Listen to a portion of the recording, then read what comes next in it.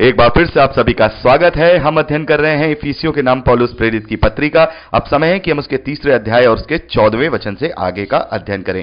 यहां पौलुस लिखते हैं 14वें वचन से, मैं इसी कारण उस पिता के सामने घुटने टेकता हूं जिससे स्वर्ग और पृथ्वी पर हर एक घराने का नाम रखा जाता है, कि वह अपनी महिमा के धन के अनुसार तुम्हें यह दान दे कि तुम उसके आत्मा से अपने भीतरी मनुष्य तत्व में सामर्थ्य पाकर बलवंत होते जाओ। यहां पर पौलुस लिखते हैं कि मैं पिता के सामने घुटने टेक कर यह प्रार्थना करता हूं उस पिता परमेश्वर से जिसके द्वारा स्वर्ग और पृथ्वी पर हर एक घराने का या हर एक वस्तु का अस्तित्व है। यहां 15वें वचन में जो लिखा है, जिससे स्वर्ग और पृथ्वी पर हर एक घराने का नाम रखा जाता है, इसका जो मतलब है वो ये है कि उसके द्वारा इन सब का अस्तित्व है।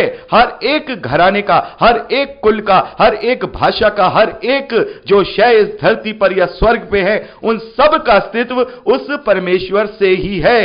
यहां पर पौलुस कह रहे हैं, मैं उस परमेश्वर के सामने घुटने टेकता हूं और उससे प्रार्थना करता हूं कि वह अपनी महिमा के धन के अनुसार, जो उसने महिमा का धन अनुग्रह के रूप में मुझे और आपको दिया है, उसके अनुसार तुम्हें यानी मसीही विश्वासियों को यह दान दे कि तुम उसके पवित्र आत्मा से अपने भीतरी मनुष्य तत्व में सामर्थ्य पाकर बलवंत होते जाओ। भीतरी मनुष्य तत्व क्या है मेरे प्यारे भाई बहनों? यहां पर पौलुस लिखते हैं भीतरी मनुष्य तत्व। जैसा कि मैं आपको पहले भी बता चुका हूं, जो मनुष्य है यानी कि जो मैं और आप हैं, वो 3 तत्वों से मिलकर के बने हैं। क्या क्या है? शरीर, प्राण और आत्मा। शरीर क्या है? यह बाहरी तत्व है। यह बाहरी मनुष्य तत्व क्या है? यह शरीर, यह देह है। और यह इस देह में जीवन कहां से आता है?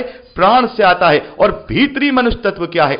भीतरी मनुष्य तत्व हमारी पर्सनैलिटी है, वो आत्मा जो परमेश्वर के स्वरूप में है। बहुत सारे मसीही विश्वासियों को यह गलतफहमी रहती है कि परमेश्वर ने मसीही विश्वासियों को या आदम को अपने स्वरूप में रचा है, अपनी समानता के साथ। तो उन्हें लगता है कि परमेश्वर के भी हाथ पैर होंगे, बाहरी जैसा हमारा मनुष्य तत्व है वैसा ही उसका स्वरूप होगा। नहीं, उसने हमें इस नाशवान स्वरूप में नहीं रचा है। जैसा मैंने आपको बताया, शरीर नाशवान है और प्राण और शरीर जब अलग होते हैं तो दोनों का अस्तित्व खत्म, उन दोनों का अस्तित्व खत्म हो जाता है। लेकिन हमारे भीतरी मनुष्य तत्व का जो परमेश्वर के स्वरूप में जो रचा गया है, जिसे हमारा पर्सनैलिटी, हमारा आत्मा कहा जाता है, वो परमेश्वर के स्वरूप में है, इसलिए वो अमर है। यदि ये शरीर परमेश्वर के स्वरूप में होता तो फिर यह अमर होता, यह नाशवान नहीं होता। और जो परमेश्वर का स्वरूप है वो उसके गुण हैं, वो उसकी बातें हैं, उसकी आत्मिक चीजें हैं जो उस अंदर हमारे भीतरी मनुष्य तत्व में पाई जाती हैं। उसी अंदर की जो हमारी आत्मा है, जो हमारा अंदर का मनुष्य तत्व है, जो हमारी पर्सनैलिटी है, जो कि इस नाशवान शरीर को छोड़ करके स्वर्गीय शरीर को धारण करके उस अनंत जीवन में जाएगा, वही मनुष्य तत्व। यहां पौलुस कह रहे हैं कि मैं प्रार्थना कर रहा हूं घुटने टेक करके उस परम प्रधान परमेश्वर के सामने कि वो तुम्हें ऐसा पवित्र आत्मा से भरे कि तुम्हारा भीतरी मनुष्य तत्व, उसमें तुम सामर्थ पाकर उस आत्मा के द्वारा बलवंत हो जाओ। कैसे बलवंत? क्योंकि हमारा भीतरी मनुष्य तत्व अभी बलवंत नहीं है, ये कमजोर है।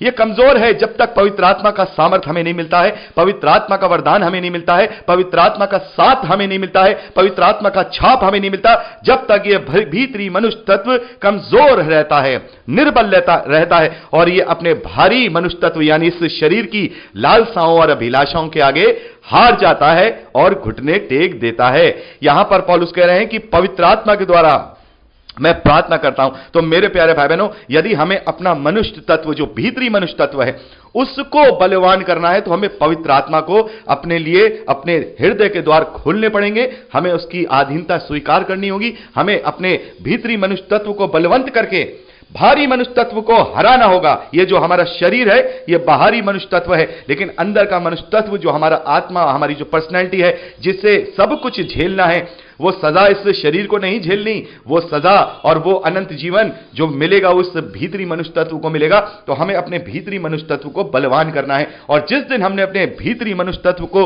पवित्र आत्मा में बलवान कर लिया, तब हम इस बाहरी मनुष्य तत्व के गुलाम नहीं रहेंगे। हम फिर इसकी अभिलाषा में नहीं फंसेंगे। संसारिक अभिलाषाएं हमारे ऊपर हावी नहीं होंगी, क्योंकि ये बाहरी मनुष्य तत्व जो शरीर है ये इस धरती के तत्वों से मिलकर के बना है, इसीलिए ये इस धरती की चीजों की लालसा करता है। और हमारा भीतरी मनुष्य तत्व परमेश्वर के स्वरूप में है, इसलिए वो परमेश्वर का लालसा करता है। इसलिए जरूरी है कि हम अपने भीतरी मनुष्य तत्व को बलवंत करें। और पौलुस यहां पर यही प्रार्थना कर रहे हैं कि मैं परमेश्वर से घुटने टेक करके ये प्रार्थना करता हूं कि तुम्हें यह दान मिले कि पवित्र आत्मा के द्वारा तुम अपने भीतरी मनुष्य तत्व में सामर्थ्य को पाकर, पवित्र आत्मा से सामर्थ्य पाकर बलवंत होते जाओ, और विश्वास के द्वारा मसीह तुम्हारे हृदय में बसे कि तुम प्रेम में जड़ पकड़कर और नेव डालकर। यहां पर पौलुस कह रहे हैं और विश्वास के द्वारा तुम्हारे हृदय में प्रभु यीशु मसीह बसे, प्रभु यीशु मसीह तुम्हारे हृदय में बसे, तुम्हारे मन में वो बसे, ताकि तुम उसी के प्रेम में जड़ पकड़ते जाओ और उसकी नींव डालकर अपने भीतरी मनुष्य तत्व को, उस नींव पर ऐसी इमारत को बनाओ जो कभी भी किसी भी दुनियावी तकलीफ में या दुनियावी क्लेश में वो हिलने ना पाए, ऐसी जड़ पकड़ लें। मेरे प्यारे भाई बहनों, जो पेड़ जड़ पकड़ा होता है तो वो आंधियों को भी सहन कर लेता है। जिसकी नींव पक्की होती है उस घर का कोई कुछ बिगाड़ नहीं सकता, लेकिन जिस पेड़ का जड़ कच्ची होती है या जिस मकान की नींव कच्ची होती है वो आंधियों का सामना नहीं कर पाता। और यहां पर जब हम पवित्र आत्मा से अपने आप को बलवंत करेंगे तो प्रभु यीशु मसीह पर विश्वास के द्वारा अपनी जड़ों को उसमें हम पकड़ बना लेंगे, अपनी नींव को मजबूत कर लेंगे, ताकि इस दुनिया की आंधियां, शैतान की परीक्षाएं, शैतान के द्वारा बहुत सारी चीजें, हमारे जो उसके लालच हैं, जो हमें वो भरमाता है, जब वो हमारे जीवन में आए तो हम किसी भी तरीके से अपने आप को हम डिगमगा ना पाए और हमारा भीतरी मनुष्य तत्व ऐसा मजबूत हो कि वो बाहरी मनुष्य तत्व को हरा दे और उसके अधीन कर ले। यहां पे पौलुस कह रहे हैं आगे 18वें वचन में, सब पवित्र लोगों के साथ भली भांति समझने की शक्ति पाओ। सब पवित्र लोगों के साथ, जितने भी प्रेरित हैं, जितने भी प्रभु के चेले हैं, जितने भी और जो प्रभु के अभिषिक्त हैं, उन सब के साथ तुम भी अभिषिक्त हो जाओ। कब? जब तुम पवित्र आत्मा को अपने अंदर ग्रहण करोगे, जब तुम अपने आप को पवित्र आत्मा से अपने आप को परिपूर्ण करोगे, तब तुम सब पवित्र लोगों के समान उनकी तरह ही पवित्र आत्मा से अभिषेक किए जाओगे। तुम उनके साथ वो सब समझ पाओगे जो पवित्र लोग समझते हैं। उस प्रेम की यहां पे लिखा है शक्ति पाओ कि उसकी चौड़ाई और लंबाई और गहराई और ऊंचाई कितनी है। यानी कि यहां पर जो लंबाई, चौड़ाई, गहराई, ऊंचाई बताई जा रही है वो प्रभु के प्रेम के विषय में बताया जा रहा है कि उसके प्रेम की गहराई कितनी है, उसकी चौड़ाई कितनी है, उसकी लंबाई कितनी है, उसकी गहराई कितनी है। ये अनंत गहराई, अनंत चौड़ाई, अनंत लंबाई, अनंत ऊंचाई है उसके प्रेम की, उसका कोई भी ताह नहीं पा सकता। सागर से भी गहरा है, आसमान से भी ऊंचा है और उसकी कोई लंबाई चौड़ाई का कोई मेजरमेंट नहीं है। यहां पर पौलुस कह रहे हैं कि तुम उस पवित्र आत्मा के द्वारा जब तुम अपने भीतरी मनुष्य तत्व को बलवंत बना लोगे, तुम्हारी जड़ पकड़ ली जाएगी, तुम्हारी नींव मजबूत हो जाएगी, तब तुम सब पवित्र लोगों के समान, जिन्हें प्रकाशन मिला है, पवित्र आत्मा से अभिषेक मिला है, तुम भी उस अभिषेक को पा करके उन सब बातों को समझ सकोगे, उसकी प्रेम की लंबाई, गहराई, चौड़ाई, ऊंचाई को समझ पाओगे और मसीह के उस प्रेम को जान सको जो ज्ञान से परे है, कि तुम परमेश्वर की सारी भरपूरी तक परिपूर्ण हो जाओ। यहां पर पौलुस 19वें वचन में लिख रहे हैं और मसीह के उस प्रेम को जान सको जो ज्ञान से परे है। उसका प्रेम ज्ञान से भी परे है। हम जितना ज्ञान रख सकते हैं प्रेम के विषय में, अगर आज हम कोई उसके विषय में कोई लिखें, उसको प्रेम के विषय में कोई उसके लिए आर्टिकल लिखें तो कितना लिखेंगे? अपने ज्ञान के अनुसार हो सकता है एक पूरी पुस्तक लिख दें, हो सकता है 10-12 पुस्तकें भी लिख दें हम प्रेम के विषय में, लेकिन हमारे ज्ञान से भी ऊपर, हमारे ज्ञान के भी परे उस मसीह का प्रेम है। तो पौलुस यहां कह रहे हैं और मसीह के उस प्रेम को जान सको जो ज्ञान से भी ऊपर है।